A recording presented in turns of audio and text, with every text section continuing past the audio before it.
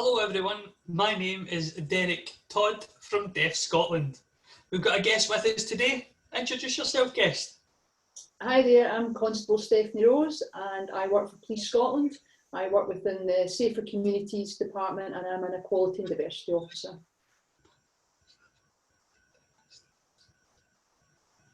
Thank you so much for being involved, Stephanie. We've also got an interpreter on here with us today. It's David Milligan. He'll be translating to make sure we've got full access. Again, thank you for joining us, Stephanie. So, BSL, the language aspect of things, everything that it involves in terms of developing this plan. Tell me a little bit more about how you were involved. Again, like I said, the language, the national plans, authority plans. Tell me.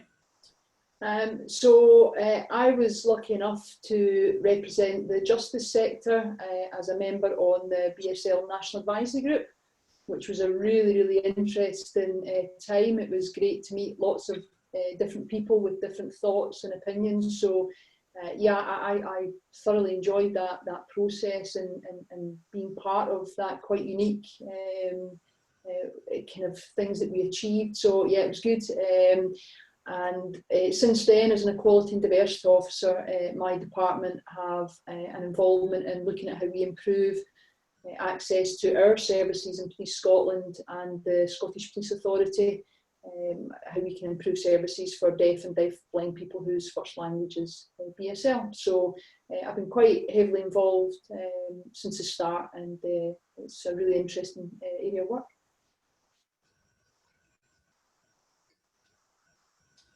Unbelievable. Am I right in saying, though, and linked to that you are training in BSL yourself? Have you got a qualification? Am I right? One of the only ones in Police Scotland? Yeah, I started learning about 7-8 years ago. I started with no BSL whatsoever, and when I started working with BSL users, I decided I wanted to learn a little bit, and then it just kept going and going. So I'm now a trainee interpreter, coming towards the end of that course, and it's been a lot of hard work, but again, it's been a really interesting, enjoyable time. Absolutely amazing, beautiful, and we hope to see more officers follow your footsteps with that. Now, you might remember Thursday the 17th of September 2015. Do you remember where you are in that date? Were you at home? Were you working? That was obviously the date that the BSL Scotland bill was passed. So where were you during that day? I was working. I don't remember exactly where I was working, but I was working. But what I do remember is watching the videos appear on social media of when the announcement was made in the chamber at Parliament, and the emotion and the reaction from the people in the public gallery. Actually quite a significant impact on me, even though I'd been involved in talking to people and I knew what it meant to people. Watching those videos and that reaction was superb to watch. So yeah, I remember the moment it was announced. Oh, amazing. And what was your feeling towards the announcement? Because obviously there's a historic aspect to it there, and you're involved in learning BSL years before. So what was your reaction to it? I think I was as happy as a lot of my colleagues who knew it was the right thing. It was the right thing to happen. And it was just a shame it hadn't happened sooner. I think sometimes there's also that little bit of regret. You can always try and see the positives. But it would have been great if it happened a long time, because we'd all be a lot further forward by now. But yeah, personally delighted. Having the personal knowledge of British Sign Language and working with deaf and deaf-blind people, I probably have that personal aspect as well, and I know how much it means. So yeah, it was brilliant. Absolutely fantastic. So we've got 2015, but we fast forward 5 years now to 2020. Can't believe it's been 5 years, but from then until now, what kind of impact do you think it's made? I think organisations like Police Scotland, we had equalities legislation, we had our own policies, that we were working towards that should make our services more accessible. But what I think the BSL Scotland Act brings is that additional responsibility. I think it just helps add that weight, helps push things forward to actually make change happen. So it's been a quick 5 years.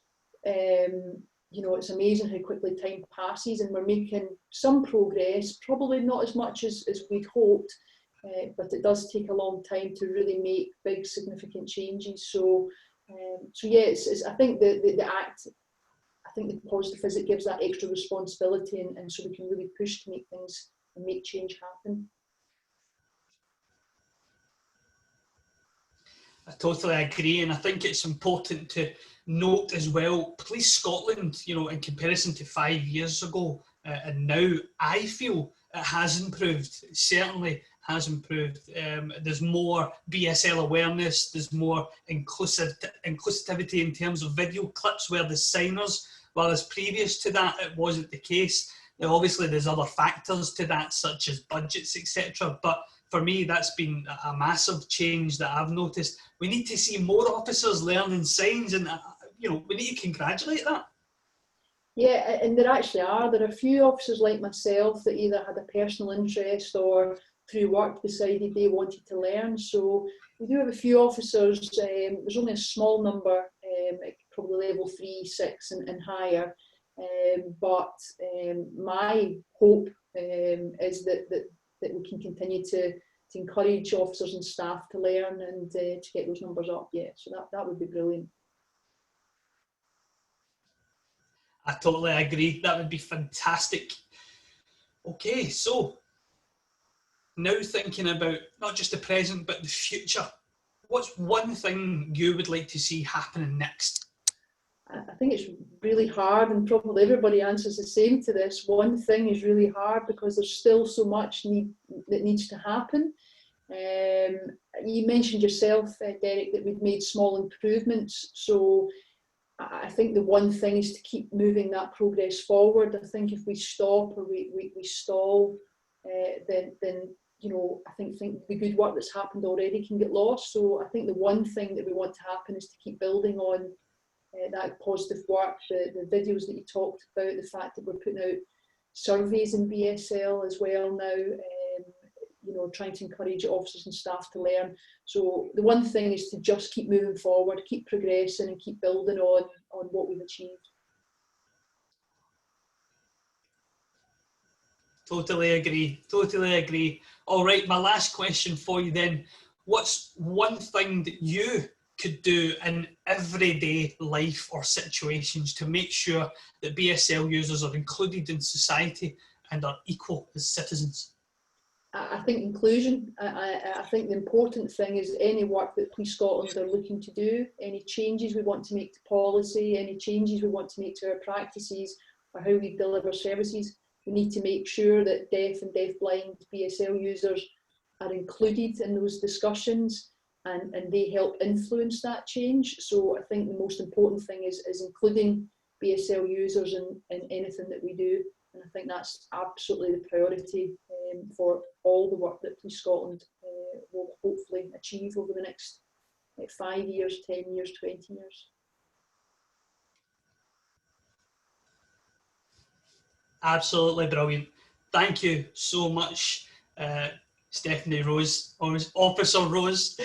Honestly, thank you so much for your contribution, your involvement throughout the BSL National Advisory Group, and you know, even the fact that you've went to that extent of learning BSL and becoming a trainee. Fantastic. I think it's unbelievable, and I really want to thank not only yourself but Police Scotland for everything they do to improve access to BSL users, not just BSL users but deaf people across all pillars, deaf and hard of hearing and deaf blind. So again, thank you for your time.